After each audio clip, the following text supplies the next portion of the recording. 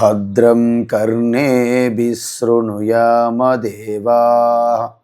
భద్రం పశ్యేమాక్షభిర్యజత్రాः స్థిరైరంగైస్తుష్టువాగంసస్తనూభిः వ్యసేమదేవహితం యదాయుః స్వస్తి న ఇంద్రో వృద్ధశ్రవాः స్వస్తి నః పూషా విశ్వవేదాः స్వస్తి నస్తార్క్ష్యో అరిష్టనేమిః స్వస్తి నో బృహస్పతిర్దదాతు. ఓం శాంతి శాంతి శాంతి. ఓం ఈశ్వరో గురురాత్మేతి మూర్తిభేద విభాగిని వ్యోమవద్వ్యాప్తదేహాయ దక్షిణామూర్తయే నమః. వసుదేవసుతం దేవం కంసచానూరమర్దనం దేవకీ పరమానందం కృష్ణం వందే జగద్గురుం.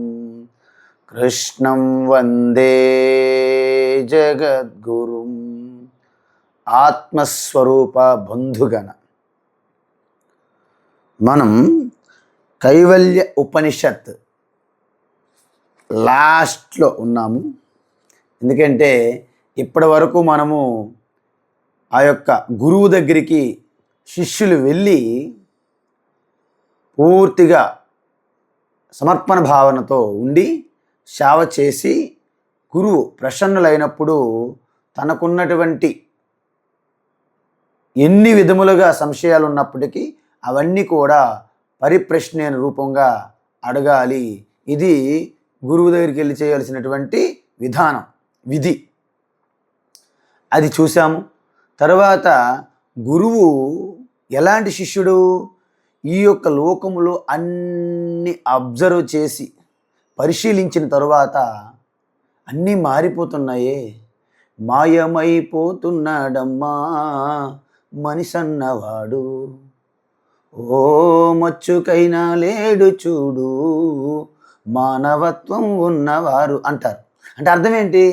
ఇక్కడ అంతా మారిపోతుంది, స్థిరము లేదు, మారదంటూ ఏమి లేదు. మనం రక్త సంబంధాలు అంటాము, మన గురు శిష్యులు అంటాము, మన బంధువులు అంటాము, మన మిత్రులు అంటాము, మన ఆలోచనలే, మన ఇష్టాలే అన్నీ మారిపోతూ ఉన్నాయి. సో ఇవన్నీ పరిశీలించిన తర్వాత పరీక్షలోకాన్ కర్మచితాన్ బ్రాహ్మణ నిర్వేదమాయాత్ నాస్తి అకృతం కృతేన అన్నారు. అంటే ఈ పరిశీలించిన తర్వాత మనకి ఏం అర్థమవుతుందంటే, ఇక మనకి ఒక విరక్తి కలుగుతుంది. ఎందుకు? అరే మారిపోతున్నవి తాత్కాలికము, క్షణికముల వైపు పడి నేనా నా జీవితాన్ని వ్యర్థం చేసుకుంటున్నాను అనే భావన కలగడం వలన మనలో ఒక విరక్తి కలుగుతుంది. ఏం తెలుస్తుంది చివరికి వివేకముతో? అంటే ఎప్పటికీ మార్పు లేని, మారనది, శాశ్వతము, సనాతనము, నిత్యము, నాశనము కానిది నా ఆత్మతత్వం, అమృతత్వము. ఆత్మ అంటే అమృతమే, అమృతత్వంకే ఆత్మ అంటారు. సో ఆత్మతత్వం అనేది కృతం అంటే ఏదైనా చేయడం వలన వచ్చేది కాదు కదా. ఇప్పుడు ఏదైనా చేసి మనం సాధించామనుకున్న అమృతత్వం అది క్షణికమే అవుతుంది. ఎందుకు? అంతకుముందు లేదు, ఇప్పుడు చేయడం వలన వచ్చింది, మళ్ళీ పోతుంది. కాబట్టి అది జరిగే పని కాదు. మరి ఏం చేయాలి? తద్విజ్ఞానార్థం, అది నేను ఎలా అనుభూతి చెందాలి అని తెలుసుకోవడానికి సహా గురు అభిగచ్చేత్, నాకు మార్గదర్శనం చేసి గురువు దగ్గరికి నేను వెళ్ళాలి. వెళ్ళేం చేయాలి? సమిత్పాని శ్రోత్రియం బ్రహ్మనిష్టం. అంటే గురువుకి నా యొక్క కానుకలు, అంటే గురువుకి ఏమి అవసరమో అవి సమర్పించి సాష్టాంగ నమస్కారములు చేసి గురువును నేను ఆరాధన చేస్తే ఆ గురువు పూర్తిగా శాస్త్రం తెలుసుకున్నవాడై, తెలుసుకున్నటువంటి ఆ తత్వములో జీవించి ఉండేవాడై ఉండాలి గురువు. అందుకే గురువు ప్రతివాడు గురువు కాదు. మనం ఏదో సమాజంలో సరదాగా అంటాం, లారీ డ్రైవర్లని, ఆటో డ్రైవర్లని, బయట ఉన్నటువంటి ఫ్రెండ్స్ని హాయ్ గురు, హలో గురు, గురు హాయ్ గురు అంటుంటారు. వాళ్ళంతా గురువులు కాదు. అదేవిధంగా మనకు అనేకమైన సంగీతం నేర్పేవాళ్ళు, గేమ్స్‌లో ఉండేవాళ్ళు, ప్రతి యాక్టింగ్ నేర్పేవాళ్ళు, ఏదైనా సరే వ్యాపారంలో గానీ, అస వ్యవసాయంలో గానీ, కిచెన్ అంటే వంటలో గానీ, అన్నిట్లో కూడా గురువులు ఉంటారు కదా! వీళ్ళందరూ గురువులు అయినప్పటికీ వీళ్ళు ఉత్తమ గురువులు కాదు. ఉత్తమ గురువు ఒక్కరే ఉంటారు. ఎవరు? మీ ఆత్మజ్ఞానం, ఆత్మవిద్య, బ్రహ్మ విద్య. ఎందుకు ఉత్తమ గురువు అంటే, మీరు ఏ విద్యను నేర్చుకోండి, అందులో గురువు పైన మీరు కిందే ఉంటారు జీవితాంతం. కానీ బ్రహ్మ విద్య అలా కాదు. గురువేంటో మీరదే సమానంగా నేనే నువ్వై ఉన్నావు శిష్య, నువ్వే నేనై ఉన్నాను శిష్య అని చెప్పగలిగే విద్య ఒకటి ఉందంటే అది కేవలం బ్రహ్మ విద్య. అందుకే చూడండి, అహం అర్జున, అహం ఆత్మ, హే గుడాకేశ, ఏ అర్జున నేను ఆత్మస్వరూపంగా నువ్వే అయి ఉన్నాను, ఏ అర్జున ఆత్మస్వరూపంగా నువ్వు నేనే అయి ఉన్నావు అని చెప్పగలిగాడు కృష్ణ. లేకపోతే వాళ్ళు చెప్పరు కదండి. సో ఇది గొప్పదనమాట. సో ఈ విధంగా దీనికి సాధన ఏమిటి చెప్పారు ముందు. అంటే భక్తి, శ్రద్ధాభక్తి, ధ్యాన యోగై అవైహి అన్నారు. అంటే శ్రద్ధ అంటే మనం చూసాము, శ్రవణం అన్నాము. భక్తి అంటే మననం అన్నాము. ధ్యానం అంటే నిధిధ్యాసనం అన్నాము. ఇవి డైరెక్ట్ సాధన. మరి సహకారి సాధనలు ఏమిటి అంటే, నీ యొక్క మలం పోగొట్టుకోవడానికి కర్మయోగం చెయ్యాలి. నీ యొక్క చిత్త చంచలంగా ఉంది మనస్సు. ఎందుకంటే మనస్సు ఒక క్షణం పాటు ఎక్కడ నిలపలేకపోతున్నాం మనం. కాబట్టి దానికి ఏకాగ్ర సిద్ధించాలి అంటే ఈశ్వర ఉపాసన యోగం చెయ్యాలి. చేసిన తర్వాత మీరు పర్ఫెక్ట్ అయ్యారు, యోగ్యులు, క్వాలిఫైడ్. అంటే మీరు డిగ్రీ చదవాలంటే ఇంటర్మీడియట్ పాస్ అయ్యి వచ్చారు ఫస్ట్ క్లాస్, సో మీ యోగ్యులు అనమాట. ఆ విధంగా ఈ యొక్క కర్మయోగము ఉపాసన చేయడం వలన మనలో చిత్తశుద్ధి, చిత్త ఏకాగ్ర సంపాదించిన తర్వాత మీరు ఈశ్వరుని యొక్క ఈ రెండు చూడండి, కర్మయోగం వలన ఉపాసన యోగం వలన మీకు అంతఃకరణ శుద్ధి, చిత్త ఏకాగ్రత అంటే అద్భుతమైన ఈశ్వర అనుగ్రహం మీకు కలిగిందని అర్థం. అప్పుడే మీకు ఈశ్వరుడు కృప వలన శ్రోత్రియం బ్రహ్మనిష్ట అంటే శాస్త్ర యొక్క రహస్యాలు, గూఢ అర్థాలని పట్టి ఉన్నటువంటి గురువు మీకు తారసపడతాడు. ఆ గురువు ఎలాంటి వారు? ఆ శాస్త్ర జ్ఞానాన్ని తన అనుభూతి చెందినవాడై ఉండాలి. ఏదో మీ మీద తోసేయడం కాదు, మీరు చదువుకోండి, మీరు అనుభూతి చెందండి, ధ్యానం చేయండి కాదు. తన ముందు టెస్ట్ చేయాలి. Yes, tested. ఓ శిష్యుల్లారా, ఓ భక్తుల్లారా, ఇది నేను టెస్ట్ చేశాను, నాకు కూడా అనుభూతికి వచ్చింది. శ్రీకృష్ణుడికి అనుభూతి రావడమే కాదు, కపిల మహర్షికి రావడమే కాదు, వశిష్ఠుడికి వామదేవుడికి రావడమే కాదు, మదాలస మాతాజీకి రావడం కాదు, చూడాలకు రావడం కాదు, నాకు వచ్చింది, మీకు కూడా వస్తుంది అని చెప్పాలి, చెప్పగలగాలి గురువు. ఈ విధంగా చేసుకుంటే అప్పుడు మనం ఏం చేస్తున్నాము? అనోరణీయాన్ అహమేవ వేద్య అన్నాం. అహమేవ తద్వత్ అంటే ఇది ఎలాంటిది? నా ఆత్మ అణువు వ్యాపించి ఉన్నది, సృష్టి అంతా వ్యాపించి ఉన్నది. సృష్టిలో ఉన్నటువంటి అతి చిన్నది అందులో నేనే ఉన్నాను, అత్యంత పెద్దది అందులో కూడా నేనే ఉన్నాను. అంటే నేను సర్వవ్యాపి, విశ్వం అహం, ఈ విశ్వమంతా వ్యాపించి ఉన్నాను, చిత్ర రూపములతో ప్రకటమవుతున్నాను. చిత్ర చూసారా? బీజస్యాంతరివాంకురో జగదిదం ప్రాణిర్వికల్పం పునః మాయా కల్పిత దేశకాల కలనాం వైచిత్ర్య చిత్రీకృతం అని చెప్పారు దక్షిణామూర్తులు. ఏంటి ఇది? కేవలము దేశకాలాలు అనే ముడిసరుకు పట్టుకొని మాయాశక్తి ఈ ప్రపంచాన్ని వ్యక్తమవుతుంది. బీజము నుండి చెట్టు వచ్చినట్టు ఈ ప్రపంచం అనేది విచిత్ర రూపములతో ప్రకటమవుతుంది. అంటే ఎలా ప్రకటమవుతుంది స్వామీజీ?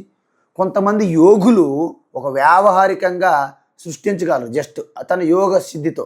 అది పారమార్థిక ఆత్మస్వరూపం కాదు, కానీ తాత్కాలికం. ఎలా?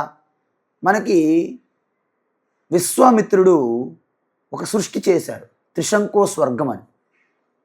ఆయన ఒక వ్యక్తి వచ్చాడు త్రిశంకు, వశిష్ఠుడి దగ్గరికి వచ్చి, నేను శరీరముతో స్వర్గలోకంకి వెళ్ళాలి, నాకు యజ్ఞం చెయ్యండి గురువు గారు అడిగారు వశిష్ఠుడికి. ఏమైనా బుద్ధి ఉందా నీకు? శరీరంతో స్వర్గంకి వెళ్ళరండి,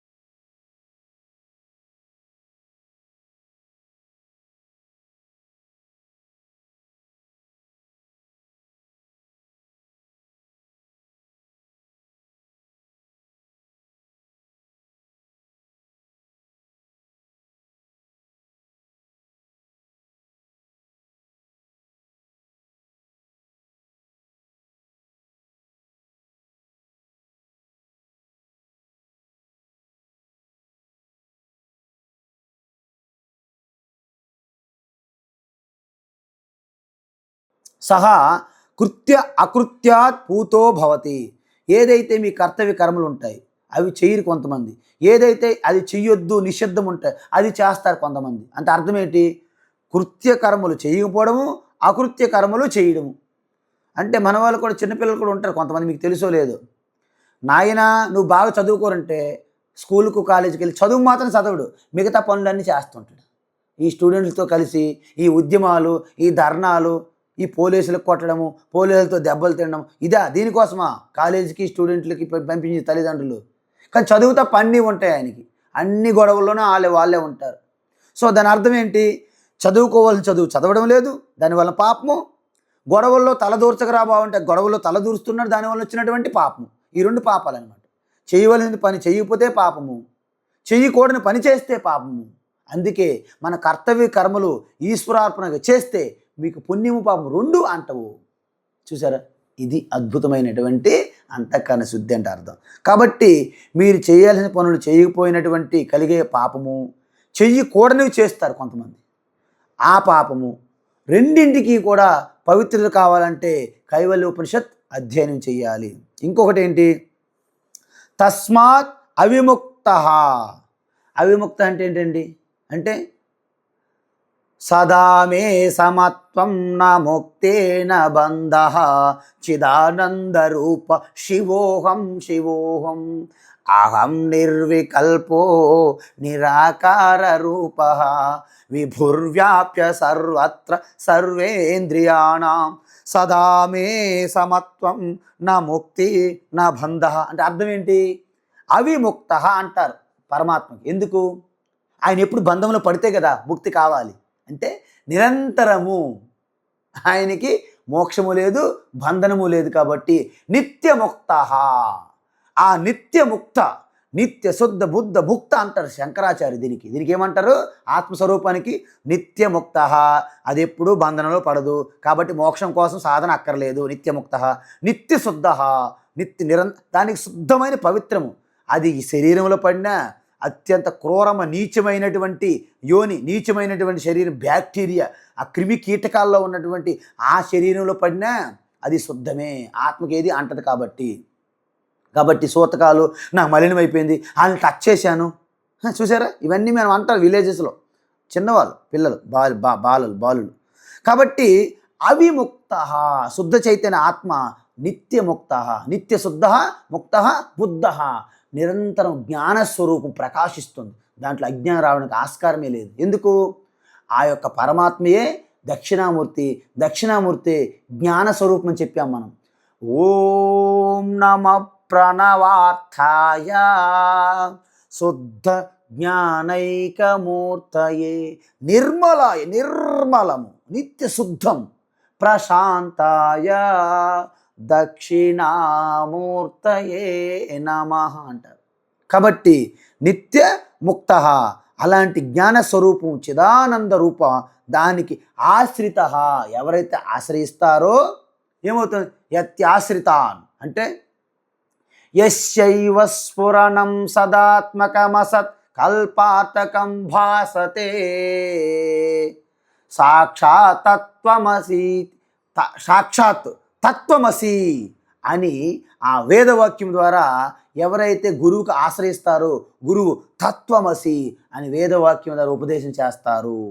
ఆ విధంగా ఆ దక్షిణామూర్తి, ఆ యొక్క అవిముక్త అయినటువంటి చిదానంద రూప ఆ ఈశ్వరుని ఆశ్రయించిన వాళ్ళు ఏమవుతారు? అత్యాశ్రమీ భవతు. నువ్వు ఇక అన్ని ఆశ్రమాలకి అతీతమైనటువంటి సన్యాసాశ్రము పొందుతావు.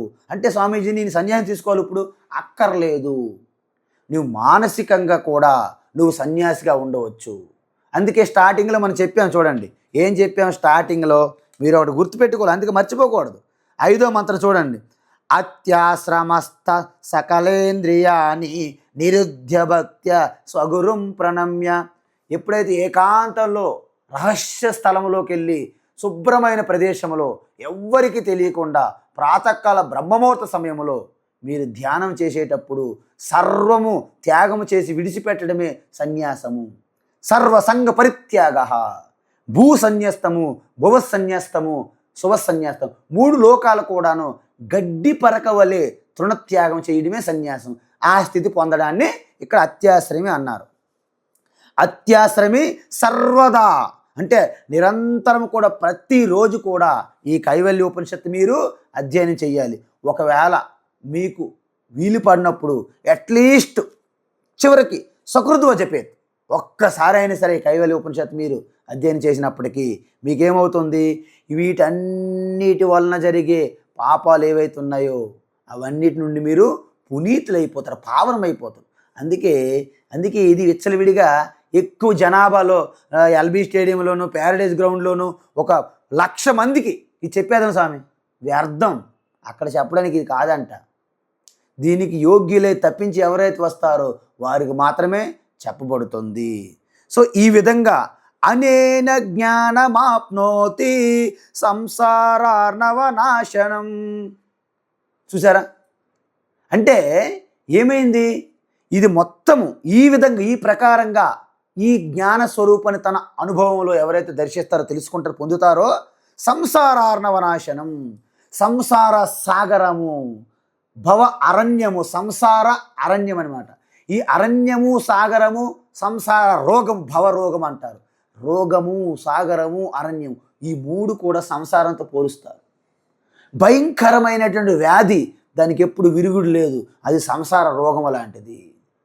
మీరు అడవిలోకి వెళ్ళి మీకు మార్గం బయటికి రావడానికి తెలియదు కాబట్టి అది భవ అరణ్యము. ఆ ఫారెస్ట్ ఫైర్ దాన్ని ఆపేవాడు ఎవడు లేడు కాబట్టి అలాంటి కింద మీద పడుతూ ఆ బాధపడుతూ తప్పిస్తుంటారు ఆ తాపానికి. అదేవిధంగా ఈ సముద్రం మధ్యలో ఉండి ఒడ్డు తెలియక తీరం తెలియక ఎలాగైతే మునుగుతూ తేలుతూ ఉంటామో ఈ సంసార ఆర్ణవం, ఈ యొక్క సముద్రం సంసార సాగరం భవసాగరంలో పడి కొట్టుకుంటున్నాం. మనము అనేక యోనిల్లో పుడుతున్నాము. ఈసారి మానవ జన్మ పుట్టాము తల్లి గర్భంలో, మరోసారి గాడిద గర్భము, మరోసారి పిల్లి, మరోసారి ఎలక, మరోసారి ఈగ, మరోసారి దోమ, మరోసారి ఏనుగు. అన్నిటికంటే లేదు నేను అన్నిటికంటే రాజుగా ఉండాలి జంతువులకి, సింహం గర్భంలో పుడతాము. మధురుగా నేను నా వాయిస్ పెడతాను కోకిల. తర్వాత గాన గంధర్వులుగా దేవతలుగా, పుణ్యం చేస్తే పాపం చేస్తే అసురులుగా, ఈ 2 మిశ్రమైతే మనుషులుగా. ఈ ప్రారంధను వాడుకున్న తత్వం తెలుసుకుంటే మీరు పుణ్యపాపాలకు అతీతంగా జీవనముక్తులుగా. శరీరం ఉన్నప్పుడు ముక్తి అనుభవిస్తే జీవనముక్తి, ప్రారంధంతో వచ్చిన శరీరం పడిపోతే విదేహముక్తి. తర్వాత మీకు జన్మ లేదు, మృత్యువు లేదు. ఒకవేళ మీరు జన్మ పొందిన ఒక యోగీశ్వరుల శ్రీకృష్ణుడి వలె మీ స్వరూపం తెలుసుకుని మరీ జన్మ తీసుకుంటారు. ఆ జన్మ మీకు బాధించదు. ఇప్పుడు తెలియకుండా నదిలో దూకారనుకోండి, మీకు చనిపోతారని భయం, ఈత రాదు కాబట్టి. ఈత వచ్చి దూకితే అది ఆట, జలక్రీడ. నేను కూడా ఎక్కడ నీరున్న అందులో దూకుతా, ఎందుకు నాకు స్విమ్మింగ్ వచ్చు కాబట్టి. అది నా క్రీడ. అది నాతో పాటు ఎవరైనా వచ్చిన ఈత రాని వాళ్ళకి భయం, వాళ్ళు నీటిలో దిగరు. సో మనకి ఈశ్వరుడు తేడా ఏంటి? ఈశ్వరుడు గజీతగాడు, మనకు ఈత రాదు, డమ్మీలం మనం. మీరు కూడా ఈత గజీతగా నేర్చుకోండి, అప్పుడు మీకు ఈశ్వరుడు అంటే భయం ఉండదు. ఈశ్వరుడు అంటే మీకు ఆదరణ ఉంటుంది, కృతజ్ఞత ఉంటుంది. కానీ ఈశ్వరుడు అంటే మీరు నేనేదో పొందాలని ఉండదు. అప్పుడు సృష్టిలో మీరు పొందాలింది ఏమీ మిగలదు. అప్పుడు శ్రీకృష్ణ ఏం చెప్పాడు భగవద్గీతలో? నమే పార్థాస్తి కర్తవ్యం త్రిషు లోకేషు కించన నానవాప్తమవాప్తవ్యం వర్తయేవ చ కర్మణి. హే అర్జున, ఈ 3 లోకాలు నువ్వు అనుకుంటున్నావు కదా ప్రస్తుతానికి, ఈ 3 లోకాల్లో నేను పొందాలింది ఏమీ లేదు. నమే పార్థాస్తి కర్తవ్యం త్రిషు లోకేషు కించన, కొంచెం కూడా నాకు కర్తవ్యం లేదు. ఎందుకు? నేను చేసి పొందాలింది ఏమీ లేదు సృష్టిలో. నేను చిదానంద రూపుడిని, అనంతమైనటువంటి భాగ్యం ఐశ్వర్యం కలవాడిని, అనంతమైన శాంతి నా స్వరూపము, అనంతమైన ఆనందం నా స్వరూపము, అనంతమైన భద్రత, నాకు ఎవరి నుంచి భద్రత అక్కర్లేదు, నేనే భద్రతకు మూలము, నేను ఐశ్వర్యానికి మూలం, ఆధారం, బీజం నేనే అని మీరు ప్రకటించుకునేటప్పుడు మీరు ఇంకా పొందాల్సింది ఎవరో గడపన, ఎవరో ఇంటి మూలన, ఎవరో ఆశ్రయము, ఎవరో కృప కోసము, ఎవరో సహాయం కోసము, ఎవరో తోడు కోసం, ఎవరో నీడ కోసం అక్కర్లేదు. మీరు అసలు చూడరు. ఎవరి తోడు మీకెందుకు? మీరే అందరికి తోడవుతారు. ఎవరి సాయం మీకెందుకు? మీరే అందరికి సహాయం చేస్తారు. చూసారా? ఎవరి నుంచో మీకెందుకు భద్రత? మీరే అందరికి భద్రతగా మారుతారు. ఇది సరిపోదా మీకు? ఇంకేం కోరుకుంటారు చెప్పండి? మీరు ఎంత ధనం సంపాదించినా మీరు అందరికి భద్రత ఇవ్వగలరా? మీరు ఎంత అధికారం సంపాదించినా మీరందరికీ శాంతి ఆనందాలు పంచిపెట్టగలరా? కానీ ఈ స్వరూపం తెలుసుకుంటే ఈ సృష్టికే మీరు అన్ని అందించగలరు. అందుకే చూడండి, ఒక కౌపీను కట్టుకొని ఒక ఎక్కడో తెలియని మారుమూల ప్రదేశంలో ఉన్నటువంటి ఒక మహాత్ముల దగ్గరికి ప్రపంచమంతా తెలుసుకొని మరీ వెళ్తుంటారు. నానా కష్టాలు నానా యాతనలు పడి మరీ వెళ్తుంటారు. తపోవన స్వామి ఉత్తరకాశీలో ఉండేటప్పుడు నేపాల్ రాజు భార్య ఇద్దరు కూడా, రాణి రాజు ఇద్దరు వెళ్ళి ఆయన దగ్గరికి అనేక వాహనాల ద్వారా కష్టపడి ఆ ఉత్తరకాశీ హిమాలయాలు అంటే గంగోత్రి పక్కన ఉండేవాడు. నేను కూడా అక్కడే ఉండేవాడిని. అక్కడికి వెళ్ళి ఆయన చేయించుకొని, గురువుగారు మీకు పెద్ద ఆశ్రమం, ఒక మఠం, ఒక పీఠం కట్టేస్తాం, మీకు ఎలాంటి మహల్లాడితే కట్టమంటే కడతానంటే, నాకొద్దు, నాకు ఆ సంసారం నేను మొయ్యలేను, నాకు ఇది సరిపోద్ది, నాకు ఉన్నటువంటి ఈ బట్టలు ఈ భిక్ష చాలు అన్నాడు ఆయన. ఆయన సమర్పించేవాళ్ళు. మీరు చూడండి, మహాభారత రామాయణ కాలం నుంచి చూడండి, రాజులు చూడండి, రాజులు వెళ్ళి సింహాసనాలు ధారపోసేవాళ్ళు, మహాత్ముని పాదాక్రాంతం చేసేవాళ్ళు. మీరన్నీ చూస్తే మీకు అర్థమవుతుంది. ఈ అధికారము, ఈ డబ్బు, ధనము, ఈ జనము, యవ్వనము, గర్వాలు అన్నీ కూడా క్షణంలో మటుమాయమైపోతాయి. మా కురు ధన జన యౌవన గర్వం హరతి నిమేషాత్ కాల సర్వం. ఒక క్షణంలో పోతాయండి. కాబట్టి ఈ విధంగా మనం తెలుసుకుంటే ఇక మీకు ఎటువంటి ఆధారపడడం, డిపెండెన్సీ ఉండదు. అదే మానసికమైనటువంటి సంసారం. అయ్యో నేను ముసలోని అయిపోతానే, నాకు ఎవరు తోడుండరేమో. ఈ పిచ్చి భయం వల్లనే 60 సంవత్సరాలైన పెళ్ళిళ్ళు అంటున్నారు చాలామంది. 50 సంవత్సరాలకి 45, 50, 60లో పెళ్ళిళ్ళు. దేనికోసం పెళ్ళిళ్ళు? అంటే నాకు తోడు కావాలి సార్. తోడు అరే తోడెందుకు? తోడేసుకోవడానికా? పాలు తోడు పెట్టి పెరుగు, వెన్న, నెయ్యి ఏమి తోడండి బాబు? నీ ముఖం ఏమి అమాయకత్వం. 80-70 సంవత్సరాలైన అజ్ఞానంలో కూరుకుపోయి నేను ఎందుకు పుట్టాను, ఈ మానవ జీవితం యొక్క లక్ష్యం ఏమిటి, దుర్వినియోగం చేసుకుంటున్నాను. ఈశ్వరుడు కూడా చాలా నిరాశ చెందుతాడు. మీకు ఉత్తమమైన మానవ జన్మిస్తే మీ సద్వినియోగం చేసుకోలేదు, ఇక తినండి, తర్వాత మీకు జంతువు జన్మిస్తారు. అప్పుడేంటి? ఒక బర్రెగా పుడతారు. బర్రెగా పుడితే దోమలు ఈగలకి నానా యాతనలు పడి తోకతో ఇలా కొట్టుకుంటుంటారు. అయినప్పటికీ కూడా మీరు రక్షణ పొందరు. మీరు దాన్ని తట్టుకోలేక బురదలో దిగుతుంటారు, నీటిలో దిగుతుంటారు, ఎండ వానలు. చూడండి ఎంత కష్టం. కాబట్టి మానవ జన్మ ఉపయోగించుకోండి. దీపం ఉన్నప్పుడే దిద్దుకోవాలనేటట్లుగా, ఆరోగ్యంగా అవయవాలు పనిచేసినప్పుడే శ్రద్ధగా ఈ జ్ఞానం తెలుసుకోండి, తరించండి, ఉద్ధరించబడండి, దాటిపోండి సంసార సాగరం. అప్పుడు మీరు ఇతరులకు కూడా చేయూతనివ్వగలరు. మీకే ఈత రాదు, ఎవరో నదిలో జారిపోయారు, మీకు ఈత రాదు, ఏం చేస్తారు? కాపాడాలని ఉంది కానీ ఈత రాదు, ఏం చేస్తారు చెప్పండి? నాకు ఈత వచ్చినా రాకపోయినా నేను ఆయన ఎలాగైనా రక్షించాలి కదా నేను అని దూకారనుకోండి, మీరు పోతారా, ఆయన పోతారు. అలాగ చేస్తున్నారు ఇప్పుడు సమాజంలో. ఈ అరాకొర మిడి జ్ఞానంతో ఉన్న గురువులు వాళ్ళు ఆల్రెడీ కూరుకుపోయారు ఈ పాప పంకిలలో. వాళ్ళు ఆల్రెడీ అనేక హీనమైన జన్మల తర్వాత పొందుతారు.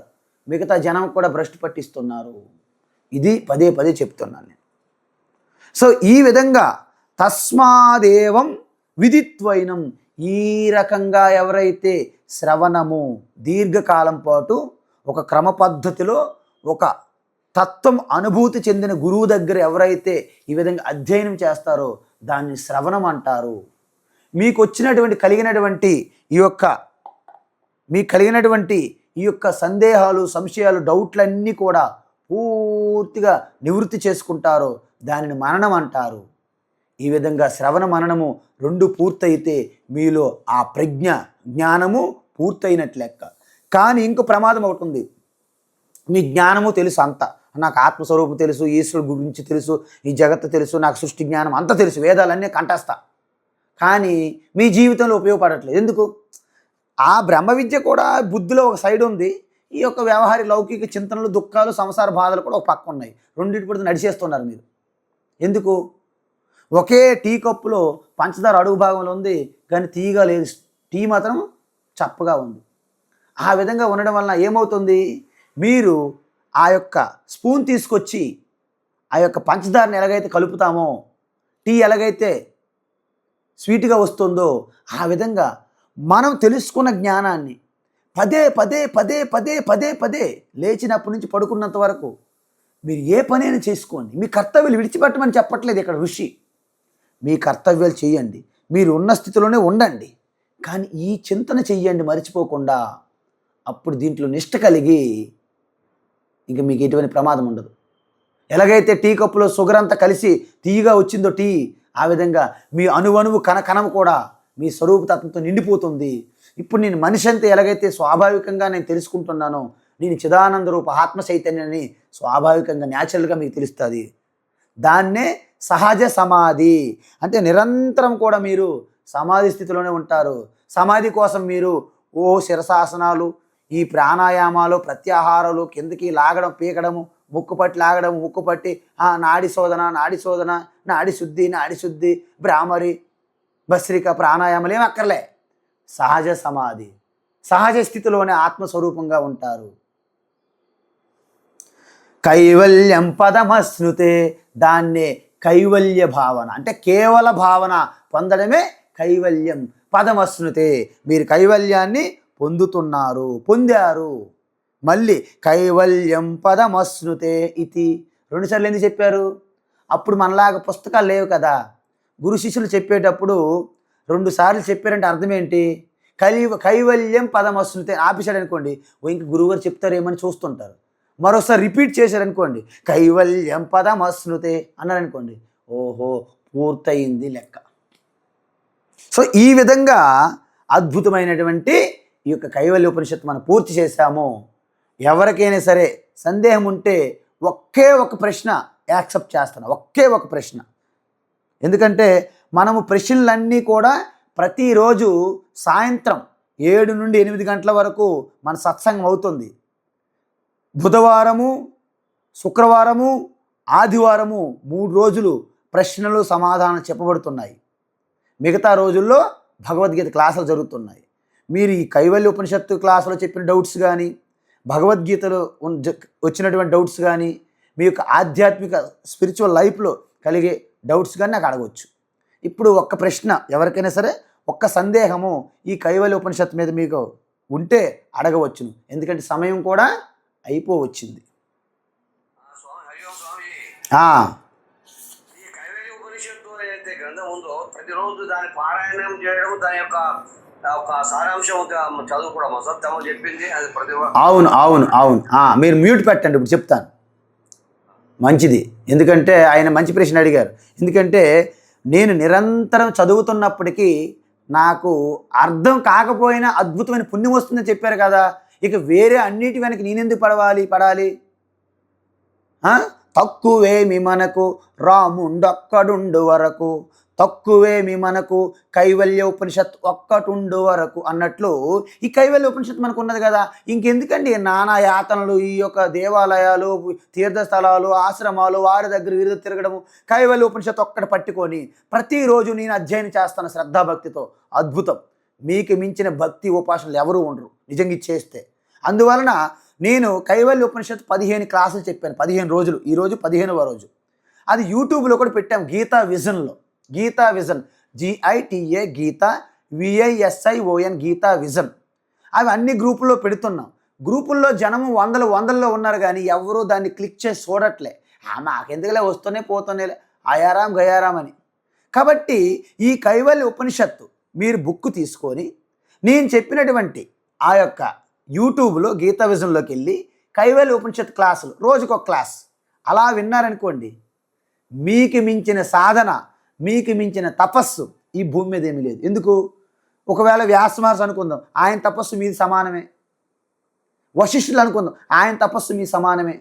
అంతటి గొప్ప మార్గాన్ని మనకు అందించినటువంటి ఈ ఋషులకు మనం నమస్కారం చెప్పుకుంటూ, మన యొక్క గురు పరంపర మరొకసారి స్మరణ చేసుకుంటూ, ఈ యొక్క శాంతి మంత్రాన్ని కూడా నేను చెప్పి ఈ కైవల్య ఉపనిషత్తుని ఇక్కడ ముగిస్తున్నాను.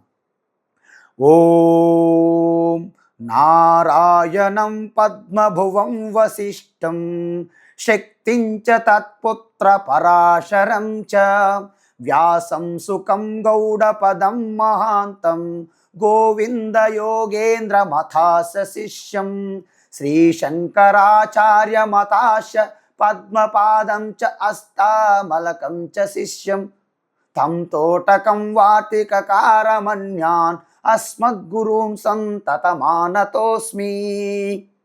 అంటే నా ఆది గురువు సదాశివ సమారంభాం శంకరాచార్య మధ్యమాం అస్మదాచార్య పర్యంతం వందే గురు పరంపరాం.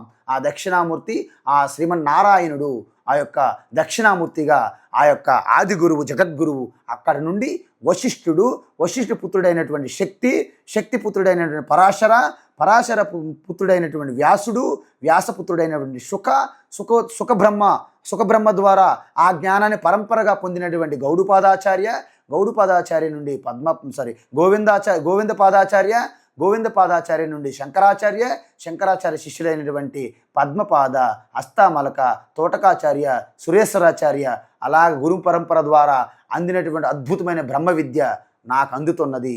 వారందరికీ కూడా ధన్యవాదములు మరొకసారి పునః నమస్కారములు తెలియజేస్తూ, ఇప్పుడు ప్రతి ఉపనిషత్తు ఆరంభములో మనము శాంతి మంత్రం చెప్పాను మీ అందరికీ. అంటే ఇది వేదము, ఇది అథర్వణ వేదములో ఉన్నటువంటి కైవల్య ఉపనిషత్తుకి ఆ అథర్వ వేదానికి ఒక శాంతి మంత్రం ఉంటుంది. ఏంటది? ఆ శాంతి మంత్రమే ఓం భద్రం కర్ణేభిః శృణుయామ దేవాః భద్రం పశ్యేమాక్షభిర్యజత్రాః స్థిరైరంగైస్తుష్టువాగంసస్తనూభిః వ్యసేమ దేవహితం యదాయుః స్వస్తి న ఇంద్రో వృద్ధస్రవాః స్వస్తి నః పూషా విశ్వవేదాః స్వస్తి నస్తార్క్ష్యో అరిష్టనేమిః స్వస్తి నో బృహస్పతిర్దదాతు. ఓం శాంతి శాంతి శాంతి. హరి ఓం శ్రీ గురుభ్యో నమః. హరి ఓం. సర్వం శ్రీకృష్ణార్పణమస్తు.